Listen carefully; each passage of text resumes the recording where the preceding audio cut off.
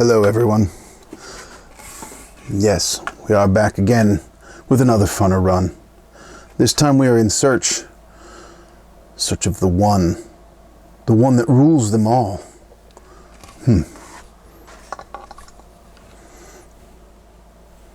Now,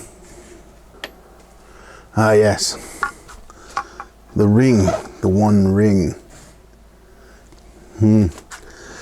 That's not really a lot of fun. Oh, but what's this? What have we got here? Lord of the Rings Conquest? Could this be the game to rule them all? It's quite cool. Fun little side note here. This review took forever because I had to grow all my hair out.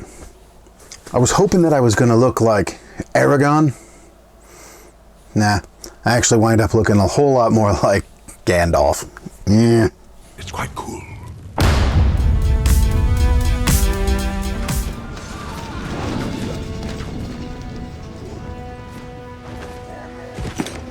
Hello everyone, and welcome back to another Funner Run.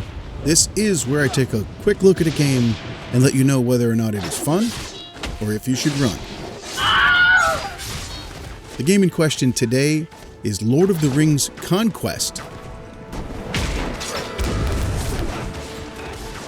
So just so everybody knows, this is the return of Funner Run, so to speak, and a little bit different. Now that things have changed in the world of gaming as far as physical devices and things like that, part of the score, if you will, or the determination of whether it is fun or if you should run, will now include not just gameplay, but also, can you find the game? How much is it? Is it hard to get? Is it delisted? Can you not buy it? You know, things like that. So, as we get into the video, just wanted to make sure everybody understood. We're doing it a little different. They once tortured our friends below! The entrance to their pits must be thrown open!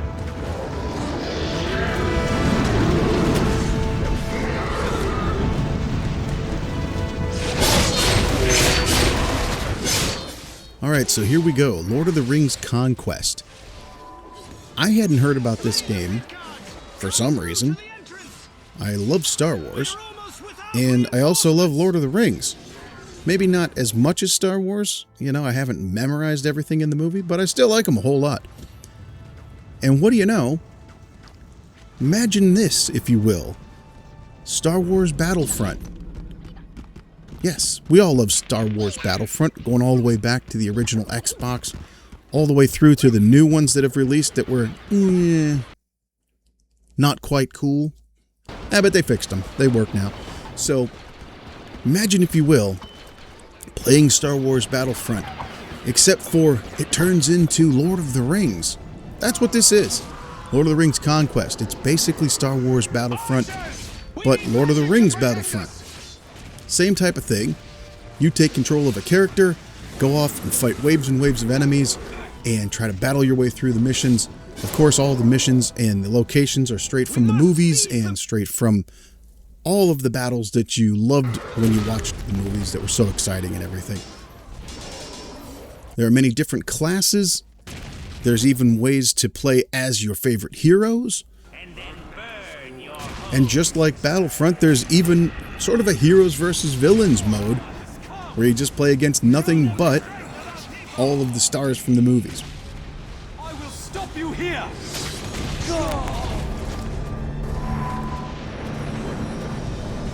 So for Lord of the Rings Conquest, as far as my copy that I got, we're talking about the PS3 version of it right here. I went to my local used game store, and they were able to get this ordered in from one of their other locations. It's not super common that you're going to find it in every store you go to, but they are out there. And stores like this one where I live, called The Exchange, good store. They've got a lot of locations. They can move stuff between their actual stores. So they got this one in for me, and it was only about $23. But look at that. It looks brand new. The case, everything, it's great. It even has the instruction manual inside. I mean, it's not like the biggest manual, but heck, it even has a promo for Red Alert. if I can stop dropping everything here. But yeah, from back in 2009, they were still doing things like this. And to be able to get a copy like this that's this clean, that has no signs of like damage or wear or anything like that, that's quite cool. So here you have your physical copy of Lord of the Rings Conquest. What happens when you put it in the PS3? All right, so I went ahead and put it in the PS3 expecting that I was going to need to do a download of some kind of update or whatever. Lo and behold, I hit the button and it says, you are using the current version of the software. I didn't need to download anything. So this one appears to be something that, because you have the actual disc, throw it in your console years later. This thing's getting to be almost 20 years old at this point. Give it a few more years, it will be. But guess what? As long as you have a functioning PS3 and a TV to hook it up to, you pop this sucker in there. Bingo. It worked. One of the, PS3 had some issues along the way with some of the games where you'd have to have a long install or lots of updates and stuff. This one's not like it. Just went right in and started playing. That's pretty good.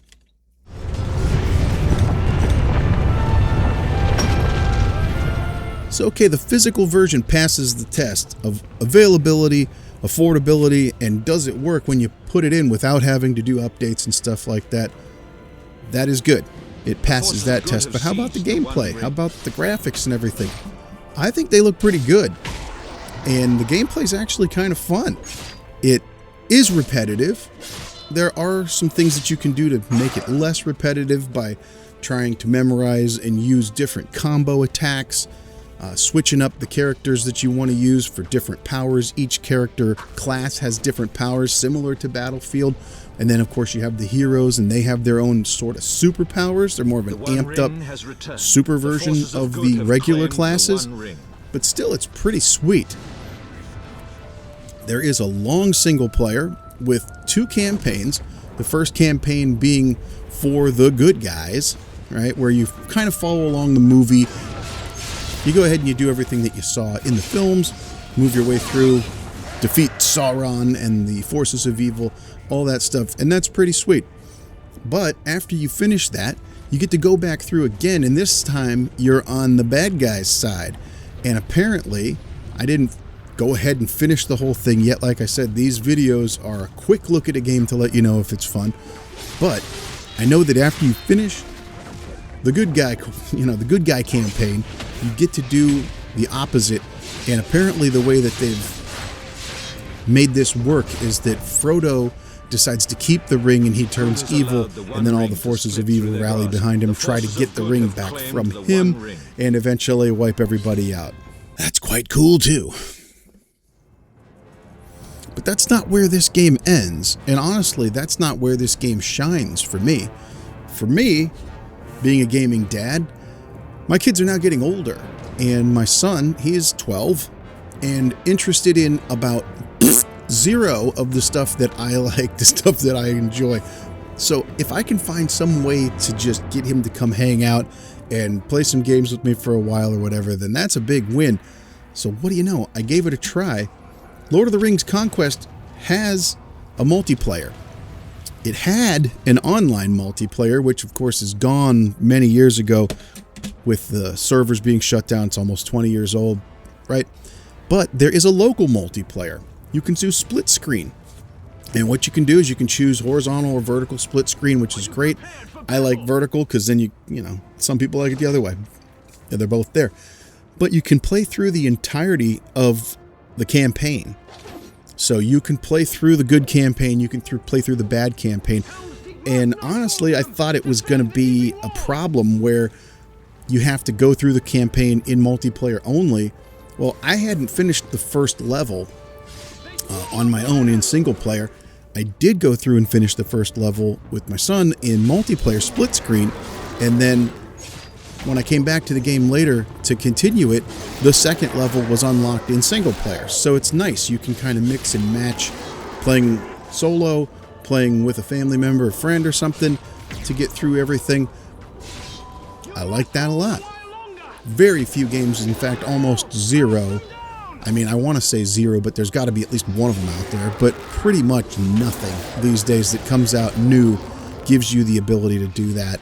And like I said, for a gaming dad that's looking for any way to try to still hang on to the days of hanging out with your kids as they get older and they're less and less interested in your kind of stuff, something that can pull somebody in and the two of you can play together, split screen, and have a good time, that earns big bonus points on this one. I didn't even have to ask him. We were done playing. He had helped me out so I could record some footage of split screen. And as he's leaving, he's like, yeah, you know, that game's actually kind of fun. What do you know? Seal of approval. That's all right. So yeah, you've got the single player, you've got the multiplayer. You also have instant action. Again, pretty much what you have in Battlefield, Battlefront is what you have here in Conquest. And you do have instant action where you can set things up. There's different difficulty levels so that you can either do the split screen or you can do it alone. You can have the enemies all the way from easy to very hard so that you can give yourself a challenge if you want to, or if you just want to play through and feel like the ultimate, you know, ultimate in Lord of the Rings power, like you are wearing the ring. You can put it on easy and just mow everybody down, and that's pretty fun too. It's got good sound effects. It's got good music. The whole thing is really, I don't have a whole lot to complain about. Yeah, it's a PS3 game. It's an early PS3 game, but it works, and it looks good enough, and it sounds good, and it plays pretty well. And yes, it's repetitive and stuff, but if we're playing games because we want to have a good time, as opposed to playing games because we like the stats of the game and how many pixels it has on the screen, yeah, if you're looking for fun, this one might do it for you, especially if you're a fan of Lord of the Rings. Now, if you're not a fan of Lord of the Rings and you don't really like that, this game, you might as well not even think about it. It's you're probably not watching this video. I'm speaking to people who aren't watching.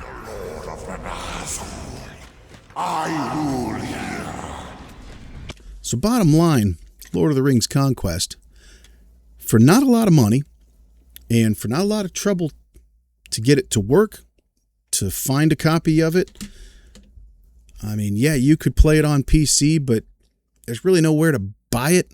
I mean, maybe you could find an old disc or something like that. Otherwise, you're going to be sailing the high seas of the Yo-Ho-Ho crew, and you're going to have to find one that way. I heard that there is a server that's being maintained by fans that you can join on PC. So if you're into that kind of stuff, this game does work there too. You just have to find it and be able to download it or however you get it, and then look for those servers. But if you just want an easy way to play it and have a good time, just picking it up on a console, PS3, I assume the 360 is very similar to this. There's even a DS game, which I've seen some video of. It looks fun. It's completely different than this as far as how it works. It's a DS game. But yeah, for the fact that this thing isn't going to set you back a whole ton of money, and it's also readily available, doesn't need a big update, is pretty fun, lets you do split screen with friends and family, there's no way that the verdict on this game could be anything other than fun. It's quite cool. Hey, thanks everybody for sticking with me and watching the entire video. I hope you liked it. The best way to help out the channel is to leave a like, leave a comment, and tell your friends. If you'd like to support the channel further, there are links in the description. But otherwise, always remember that you never outgrow video games. My name's Chad the Gaming Dad, and we'll see you on the next one. So long, everybody.